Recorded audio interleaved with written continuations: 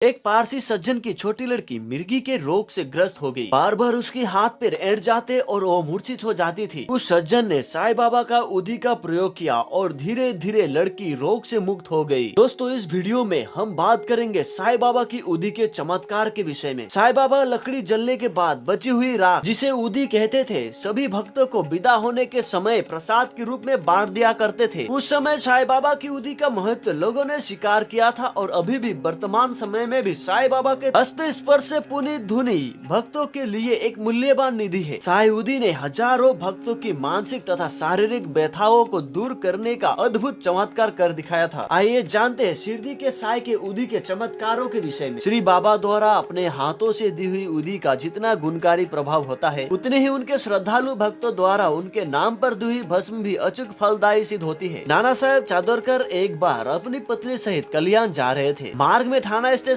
पर बांद्रा में रहने वाले उनका एक मित्र उन्हें मिला और बड़ी घबराहट में उसने सूचित किया कि उसकी लड़की को प्लेग हो गया है। नाना साहेब के पास उस समय श्री बाबा की उदी नहीं थी, परंतु भक्ति और श्रद्धा से श्री बाबा का नाम स्मरण कर उन्होंने अपने पैर तले एक चुटकी भर मिट्टी लेकर अपने मित्र को दी और उसे श्री साईं महाराज के चरणों में लीन होने का आदेश दिया। नाना साहेब के मित्र ने घर जाकर प्लेग की गुठियों पर उदी का लेप लगा दिया। उसी क्षण से लड़की का बुखार दूर होना आरंभ हो गया। प्लेग जैसे असाध्य रोग से लड़की शीघ्र ही रोग मुक्त हो गई। साईं बाबा का केवल नाम स्मरण कर उठाई हुई मिट्टी ने भी कितना अद्भुत चमत्कार दिखाया। नाना साहेब चादरकर जब जामनेर में तहसीलदार का पद सुशोभित कर रहे थे तो एक बार श्री बाबा की उदी का उन्हें भी विलक्षण अनुभव हुआ। खानदेश जिले के जामनेर जैसे साधारण तथा सर्वथा अपरिचित गांव में जब वे कार्यबस निवास कर रहे थे, तब उन्हें भी एक बार अति विकट परिस्थिति का सामना करना पड़ा था। उनकी बेटी प्रसव के लिए जामनेर आई हुई थी। दिन पूरे होते ही एकाएक उसकी अवस्था गंभीर हुई। लगातार 3 दिन प्रसव वेदना जारी रही। स्थिति में सुधार होने की संभावना दिखाई न दी और सभी लोग चिंता में डूब गए। नाना साहेब तथा उनकी पत्नी ने श्री बाबा का नाम स्मरण आरम्भ किया। ठीक उसी समय शिरडी में बैठे बैठे श्री बाबा ने अंतर ज्ञान से जान लिया कि उनका भक्त संकट में है। उन्होंने खानदेश में अपने गांव जाने के लिए उद्धत एक साधु रामगिर बुआ को बुलाया और उसे आज्ञा दी कि गांव जाते समय मार्ग में जामनेर में थोड़ी देर ठहर कर नाना साहेब चादरकर के पास उदी और आरती की एक प्रति पहुंचा दे। रामगिर बुआ ने नम्रता से उत्तर दिया कि उसके पास केवल 2 ही रुपये बाकी है,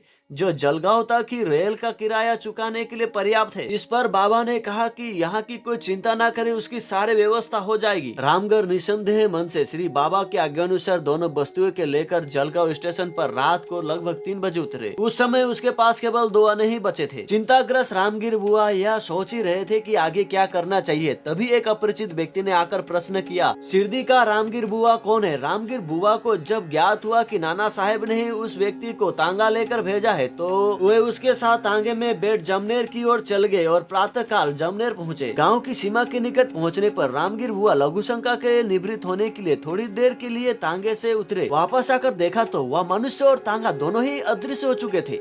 इस घटना से रामगिर बुआ को आश्चर्य का ठिकाना न रहा। अकेले ही समीप एक कचहरी में प्रवेश कर उन्हें नाना साहेब के संबंध में पूछताछ की और पूछते ही उनके घर पहुंच गए। रामगिर बुआ ने बाबा साहेब को बताया कि श्री बाबा की आज्ञा से शिरडी से जामनेर आए हैं। श्री बाबा की दी हुई उदी तथा आरती का कागज उन्होंने नाना साहेब को सौंप दिया। उस नाना साहेब की बेटी बहुत गंभीर तथा संकटपूर्ण अवस्था में थी, मानो अंतिम सांसें ले रही थी। घर के सभी लोग नितांत निराश होकर बैठे थे। नाना साहेब ने पत्नी को बुलाकर श्री बाबा की भेजी हुई उदी उसके सुपुर्द कर दी। लड़की के कमरे में प्रवेश कर नाना साहेब की पत्नी ने घोलकर उसे पिला दी और वह स्वयं श्री बाबा की भेजी हुई आरती गाने लगी। श्री बाबा की उदी ने अद्भुत चमत्कार दिखाया। कुछ ही देर बाद कलशता पूर्वक प्रसव पीड़ा से मुक्त हो गई और एक संत बालक के रोने की आवाज वहाँ उपस्थित लोगों के कानों में गूंज उठी। सभी ने अत्यंत प्रेम और श्रद्धा से साईं के चरणों में अपने मस्तक नत किए।